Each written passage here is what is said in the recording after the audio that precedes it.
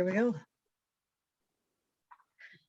Welcome to Soul Horse Sunday. I'm Delea with True North Equestrians, and today I have a guest, Guliz, and she is with Aquarius. I'm going to have her pronounce that to make sure that I say the name of her company right. It has to do with horses and an Aquarius. And we're going to be talking today about the role that horses do play in our spiritual journey. Would you like to introduce yourself, Guliz? Sure. Hi, my name is Guliz. I'm the founder of Aquarius. Obviously, I am an Aquarius myself. The attention that I've been asked to put mainly on the way that the horses are coming up in many people's lives as an assistant into this awakening that we're all having. And I thought it quite fitting that we're in the age of Aquarius, and that the horses are playing such a huge role in our awakening, and that Christ consciousness is said to be showing up on the back of a white horse. And so you'll see my logo is a white horse. It's a white Pegasus. That's kind of what my logo and my business name represents. Yes, you have some interesting things on your website. I noticed that you talk about, is it intuitive awakening? Because I call what I do with my horses, the language intuitive awareness. And when I was reading the work that you do, there is a lot of similarities there. Yeah. Would you consider that the language that you speak the most with your horses is through intuition, or do you do it through other paths of communication? Absolutely intuition. And in the way that I really, the teachings that I really resonate with is in the quantum realm. So in the quantum field, in the quantum, there is no other. So how I experience a communication is not a separate entity than myself. Yes, we have reflections. Yes, there's a human or an animal or a tree or an insect on the opposite side of me. But the way that I would communicate is very, I don't hear very often. Sometimes it'll be a voice, but oftentimes it just comes in a sense. It's just this inner knowing. Right. Which helps in anthropomorphizing, which is why some people are very are learning how to not anthropomorphize, which is projecting our own humanness onto an animal. And in my world, I try to be as careful as I can with that, to not project my emotions, my ego, our human ego, blessed ego, to be able to actually have a clear communication with them. Right. And I know that I have some friends who they love their horses, but they're not into necessarily spirituality with their horses. But because I do readings with horses, I tend to, and I don't know if the term is humanize them, but I do think that they carry a lot of emotions and a lot of purpose with their relationship amongst each other, as well as with their human also. And I had a friend that tells me she didn't think that they shared, human emotions. And it's like, I don't know that it's sharing human emotions, but I think that their grasp of emotions and life experience is tremendous, just the same way that ours is. It's just they might read it differently, but I do tend to think that they have the same range and the same emotional needs and connections that a human will have, including spirituality, which will be our conversation today. Did you have a certain time in your life when you went, aha, this is part of my spiritual journey? Or were you always, I think you said on your website, you were always connected with animals. Did you understand they would be part of your spiritual experience, or were they something that was just in your environment? How did that come to be? How did you understand that? Because a lot of people, even though they love their animals, they don't. I have people ask me sometimes, how will I know if it's part of my spirituality? And for me, to me, it was so obvious. Yeah. It wasn't obvious when I was young, but when I got older, it became very obvious. If it makes you feel good, it's a part of your spirituality. if you find that awe, if you find that space that really that you feel home at, that's your spirituality. I mean, we are spiritual beings having the spiritual experience, even the physical. So before I continue, I will say I did look on your website too, and I was really excited because I don't get to meet many people that do work with purpose, the purpose of these creatures in our lives. And I saw that. I watched a couple of your little videos, and I'm like, yeah, because we do forget that they also have their own lives separate than when we meet them. They have their own Right. journey, and I love your work. I love that you're bringing forward that as well, because we so forget, because they become such a part of our family, and it's easy to forget that they too have their own. They're just a visitor in our lives just as much we're a visitor in theirs. So Right. Well, it was interesting. I had a conversation earlier with Hillary, actually, and she was talking how that spirituality means such different things in different people's lives. Yeah. And that really gives a lot of an expanded way of looking at the role that horses would play in people's lives. For to me, my spiritual path is to keep me in tune with what I would refer to as my soul home, things that are indigenous with my own inner knowing and my own inner belief.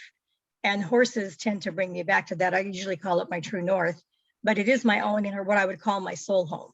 And horses always bring me back to that. But if you experience spirituality in different ways, then that may not be how your horse would show up. Can you give us an example of something that would be a part that your horses have played, like a role that would be specific to something in your life that was a spiritual acknowledgement that they are part of your soul life?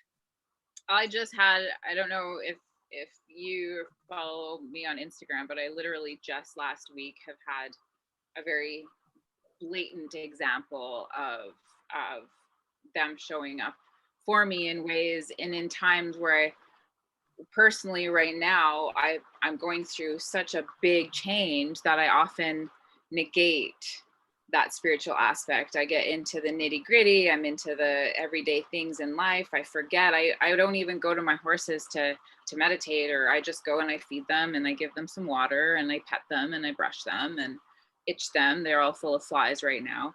And then I walked into the garage and I forget to ask for help from them. Like I actually forget to ask, and we can't expect any kind of assistance if we don't ask. These beings don't have an ego. It's the same with people that work with spirit guides. We need to ask. We need to ask the universe when we need help. And humans have this thing for asking for help. So I had completely forgotten about asking. And I remember my horses right now are insanely fat. Like I'm embarrassed I'm not videoing them right now. I'm doing my best, but they're draft cross horses and they have 160 acres. So I put them on the fat pen. I'm not giving them any more feed really other than their supplements, but I was like, okay, do I keep on this horse path? Like I'm on a precipice right now. Do I shut down my business? Do I completely renew? Where am I? What am I doing? And I walk into the garage and there is this watermark of this giant fat horse. Right? And it's like, okay, I get it. Okay. So I'm just going to keep doing what I'm doing. If anyone's interested, go onto my Instagram at Aquarius and you'll see I did write a little blurb about it. But it looks like a big workhorse. The when they would braid, when you see the teams of horses and they have those really long braids, it's a braided horse. Oh, wow. So it was just a really good reminder. So I think that's a really good example for when spirit does come through, not necessarily from the horse itself. I mean, I've got a gazillion stories of that. Another one is how my horses came into my life. They're here to help me with my business. So the irony that I just clued into right now is that they did come in to help me with my business. And that's what I'm trying to figure out what to do with right now. Where does it want to go? So yeah, thank you for that question, because I wouldn't have even put the two of them together. I don't follow you on Instagram. I actually don't do a lot of social media. but I will go look now because I want to read that. Yeah. And yeah, it's interesting how that they show up so differently too. Like I have two horses, and my older gray mare, she's very elusive. She's very backdoor, the way she interacts with me and the way that she participates in my spiritual journey, whereas my bay mare is much more loud and upfront. And what I find from her, that her gift of the spiritual aspect for me is to help break down. And I don't like to talk bad about the ego, because we need our ego. We're humans and it serves a purpose. And but she is here to challenge that all the time, because I used to do it this way. And I do ride her. I don't still ride the gray when she's not rideable anymore. But I find that her purpose with me is to constantly have me look at a different way, instead of just following through with what's worked in the past, how I do things, how I ride, I'm not a trainer, but I still work with my horses. And her big part is to help me reach out and trust that something else is actually better for us. This very same thing might work well for someone else, but that is how I would interpret. That's part of how she influences my spiritual journey, is to cause me to reach out and adapt something that's a little bit different and trust it. And it's not easy to do that. Yeah. So, but my gray mare, she's the one that's much more subtle, and she does little hints that kind of come in the back door. So I really have to just kind of get quiet when I'm trying to get answers with her, get her to work with me, and just let her kind of like come in from the side and give information. It's so funny, whenever I'm over with them, I spend a lot of time with them just hanging out, and I'll take my computer and I'll maybe work on a blog or something. And my gray mare is fascinated with the computer. I always say that she helps me. I mean, I have to really watch her, because she wants to mouth all over it and touch it. And I just figure, well, you're here to help me do things that I like, write blogs. Like she'll do something and hit a key, and another page will come up, and I will actually take that and use that to write a different blog or to write a different quote based on what it is that she did, because she's so engaged within the computer. So, sometimes their work with us isn't always like in the quiet, holy places. Sometimes it's in everyday life. Actually, probably mostly it's in everyday life, even though I do consider my horses to be a holy place. And I like to meet with them and feel like I'm in that holy place. Yeah. So when did you decide, or when did you first understand that horses were more part of your spiritual journey? They decided for me. I had nothing to do with it. They've always been in my life, right? And the way that I was raised, I had a lot of like Sufi influence. I've always been a community child. I grew up, my mom was a single parent. My father and my mother I'm a product of an arranged marriage, night and day, very different people. But the one thing they always had was this incredible amount of love for me. And so my mom raised me in a very loving community. And I never knew that there was any separation. Like I just knew it felt good. And I would, have very special times with my horses. It wasn't until I used to cut hair. That was my first job. I cut hair for many years, and then I became a horse trainer. I was riding and training for people. And then I started to notice that this was very physical. This had nothing to do with the horse's spirituality. I didn't know the difference. It's like when you're a fish in a fishbowl, you don't know that there is another world out there. You're just you. And so my journey began when I noticed that people were trying to do things, make horses do something they didn't want to do. And it's not like the horse is standing there telling me, I don't want to do that. I'm just physically, I'm like, how the hell is this person wanting to make this 17-3 hand high horse with broken down fetlocks, a 4-year-old want to be some big jumper? Like it was like, I couldn't understand. So I also come from showing. I was into the show world a lot when I was a teenager.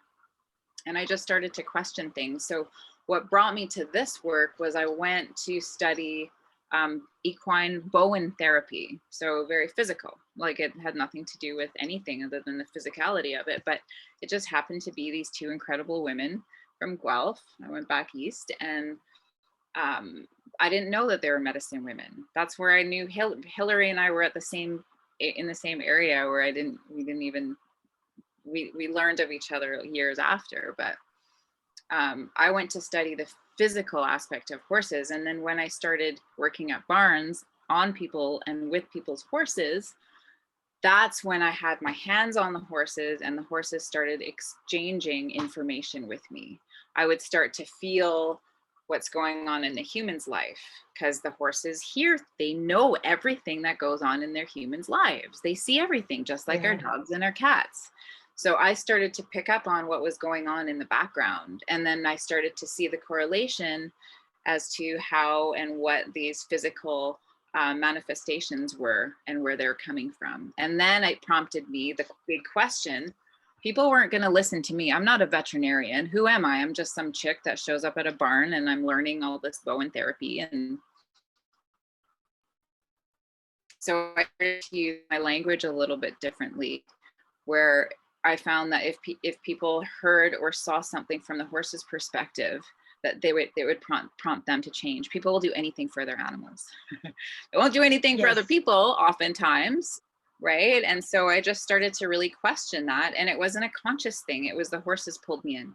And then I was doing body talk. I started studying body talk with one of my mentors up in Armstrong here, Lucia Jacob, who started, she showed me the correlation between the left brain and the right brain. The more left brain information we have, and the more we practice our intuitive side, the greater our computer becomes, the more access we have to all kinds of information, which is why I love body talk so much, because it covers mental, spiritual, physical, emotional, and so on. So that's kind of where this started. There was no differentiation until I started to see the correlation between our physical and the spiritual and the emotional and the mental, for sure. Are there times that you actually enlist your horse for spiritual? Well, you just said earlier, you said you're free to ask, talking about asking. And I'm very remiss in that also, whether it's asking, the universe, God, goddess, whatever, or horses, even my friends, to ask for help is just something that is so foreign to me. And I don't know why, because to me, that would be a big deficit, that I'm not connected. And the more connected we are, I think the greater, or I guess the greater we delve into our own spirituality, the easier it is to be connected. And so I want to live in a bubble with just my animals and myself and my horse, and I want to know everything and have everything I need. But sadly, it does not seem to work that way. And so I have begun asking my animals for help to see more signs, to become more aware. And I have to say that when that happens, I usually feel like I come up against another challenge. And I often wonder about that. And I think that it's because there again, I want to isolate and just keep my horses and our spiritual growth and that all separate. And clearly that would be a sign that I need to open up and let more of the world, let more of the other people in. And so I'm just explaining this because sometimes if you really want to know if horses are part of your spiritual journey, what do you ask them? What answers do you get? Are you willing to listen? Are you willing to make a change that would actually incorporate some of the information that they are willing to give you? Exactly. That's a big one, right? Yeah, it is. Yeah, it is. And number one, we have to be aware. And number two, then we have to be willing. And it's just part of the journey. Do you believe that horses, is your experience, I know that you do some communication too. Do you think that horses are conscious in their spirituality, or do you think it's more innate? Do you think that they don't have the barriers? Well, most of them haven't had the training that we've had as children growing up. You sound like you were raised very open, very free. If you were raised in a community, you had a lot of influence other than one certain type of religion like most people are raised with. Yeah. And sometimes that religion works for you and sometimes it doesn't. In my life, I had to let it go. It was very, very fundamental and it didn't work for me. It is very much a hindrance. So do you think that horses, just your opinion on this, your experience, do they come in with their own type of spirituality? They're just tuned into more of a nature-based soul language. What are your thoughts on that? I think it depends on the horse. I think it really depends on the horse. I feel like I know some horses just feel like they're here to have the horse experience. And then Right. like other horses come in and they actually really want to do the work. I'm on a ranch right now and I've got 9 horses that are not under my guardianship here.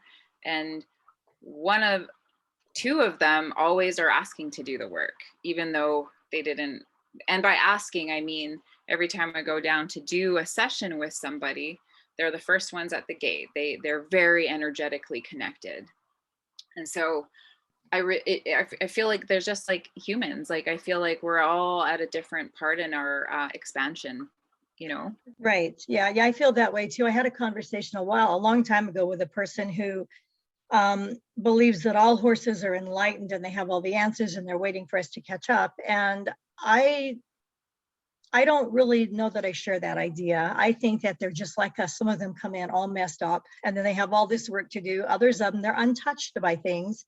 And others, they're willingly on this path to learn to co-create between horses and humans during their journey. Yeah. And I think you can feel that. And I mean, this is something I teach.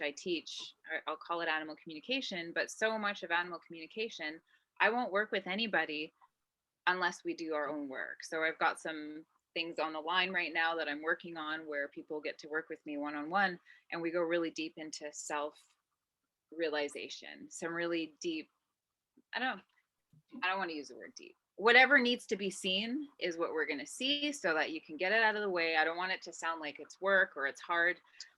We only make it hard. It's just what we're willing to see and how much drama or how much we attach our identity to it.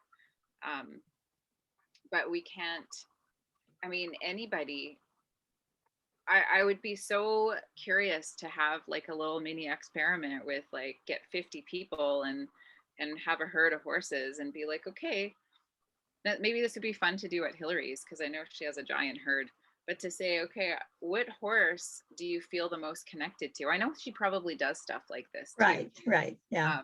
But and why? And some people might say, you know, because I feel this from them or I'm getting this resonance from them, but it'd be interesting to see how many people actually feel that what horse is here for what and what horse isn't. And I think it's just it's language that we have to develop first to be able to not project it. Like we have to know the language before we can see it maybe. But then I'm maybe contradicting myself a little bit as I think about this, because you ask any child who doesn't have any training and they'll be able to go out there and without any ego or thought, they'll just go up to the first horse that maybe is the spirit horse. Maybe if you say, hey, go find the horse that is the most connected to spirit right now. And they'll go there without any knowing or any inner homework. Right. So. Yeah, I actually had an experience a few years ago. I was actually caretaker on a small ranch, and the woman who rented the office space there did equine assisted psychotherapy. She's a psychotherapist. And she offered me a session one day, and there was a mare on the property that was not a nice mare. She was in a lot of pain at this point, but I think she had always just been kind of a little bit of a not nice mare. She's the one who ended up kicking my mare that's no longer rideable now. And she was really suffering. That horse was really suffering because her feet, they ended up having to help her cross over because she was just not fixable. She could hardly walk. And so I went out in my session. She told me to pick which horse I wanted to work with. And she had a big percher on that was the therapy horse. And he's lovely and wonderful to be around. But when I went there, my first thought was to pick Ellie, the horse that was kind of the troublemaker and was the big kicker and would damage horses. And my first thought was, if I work with Ellie, then maybe I'll be able to heal things like with my mother. My mind is telling me to go over there and get the horse that's the problem, so that I can fix the problem. But I didn't. I stood there for a few minutes and I went and I picked my own horse, my gray mare. And my own gray mare is more about drawing me away from the problems and about experiencing life that is going on that's not part of the problem. So it's really interesting how they will call to you, but it was also a very mental thought. If I pick Ellie to work with, then maybe I can fix the problem with, my mother. She's just hates horses. And so I thought, well, that would make sense. If I could heal it with Ellie, I could feel it with her. But when I actually kind of dove into the feelings, I stopped thinking about it and I just went more with the feelings. And I actually picked Mystic, who is much more, like I said, much more ethereal, much more, she's mysterious. And I actually ended up picking that and working with her, which was really a big turning point in my life. That simple little thing, working with a horse and deciding who you want to align with, what horse or what thought, what would they represent, on what they want to, how you want to align with whatever's going on in your life at the time. So there again is a good example of picking a horse that is calling to you spiritually versus maybe trying to work with a horse that would symbolically represent a problem or a hurdle you're trying to get over. So do you find that when you work with people, Well, that they struggle with, should I choose mentally or would I choose with my heart or my soul? can you hear me okay? Is my internet Yes. okay? Yeah. Well, you're kind of coming and going, but you're here right now. Okay, good. See Aquarius. In my training, it's all priority based. So it's now, I'm not saying that I'm like a master at this at all by any means. I'm always a student. I've been trained in priorities. And I think that's a really big one when we can embody that trust of, okay, when you can discern between, okay, like you say, like, this is the human in me. I have this agenda. This is again agenda based. Yeah. Right? Yeah. And then, but you have been doing this work enough, and I'm sure this isn't your first time here, and learning and remembering to trust yourself. Some of us have a really good priority meter. So your system knew that was not priority. Your system knew already, your innate wisdom was like, no, you go over here, and you trusted that, you didn't fight it. It's funny, I was just texting about, I was responding to somebody about the rescuer archetype and how it is one of our strongest archetypes as human beings at this time, to want to fix everything. And Right. as we fix everything, we forget, again, I'm going to go back to when we were talking in the very beginning about when our animals show up in our lives, or these sentient beings, they have their own journey. And we have to, I feel like our responsibility is to know and to discern when to step in and when to allow for them to have their journey. So for you, again, that's a priority. So for example, if my horse comes up lame tomorrow, not putting that on them, they're pretty good boys, but I would ask, is it a priority? Is you having a session with the agenda to fix your leg right now, is that a priority, or is something else a priority? Are you trying to show me something else? So that would be my question. So whoever listens to this, just as a little piece of guidance, yes, no questions for yourself when you go and you're having this moment or this communication, and your mind is getting blown and you're kind of fragmented and you're unable to get grounded, you start doubting yourself, go back to a yes, no question. Is this priority or not?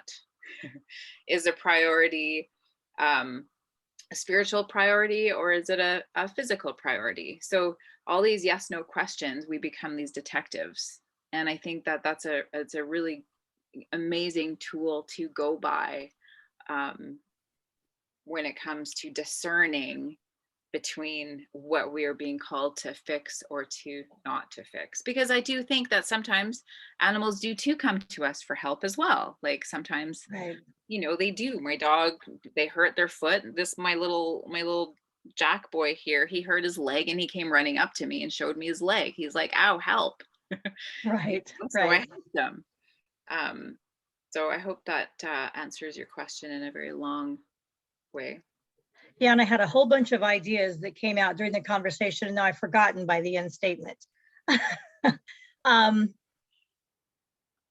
So I guess I'll just move on to something else. There were several things I wanted to cover, but agenda, that's something I talk about a lot in my work, how that sometimes it's so important if we really want to know our horses other than as our horse that we ride or that we work with.